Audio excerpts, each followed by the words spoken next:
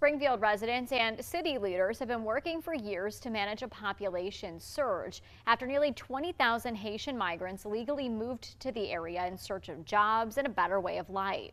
That work has become very public in the past 6 months as the city's issues were thrust into the national spotlight during last September's presidential debate. And those efforts remain as the city deals with the need for housing, language barriers, and tensions among some in the community.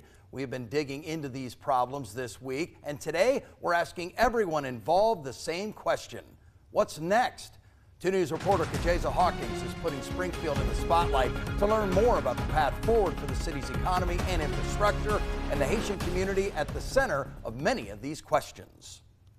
People coming together wanting to help and care and ask just what's next? What can we do next? The question of what's next echoes through the streets and homes of Springfield. After being in the national spotlight for months, the city says they're looking for ways to continue to move forward together. We want to be able to create an environment where people feel empowered and that they can thrive. City Manager Brian Heck is at the forefront, coming up with solutions for the city, alongside the mayor and the city commission. Heck says it's been an uphill journey getting to this point, battling the rapid population growth and political spotlight. He believes that one of the most important steps is through investment in job opportunities. Any community, the pace of growth at which we experienced, no matter the population, when you grow your population by 15,000 people, you're going to put strain on some of those systems. And as of right now, the city has no plans to add any additional tax levies to the ballot to increase revenue for the growing population. The city continuing to use existing tax dollars to create a better city for all.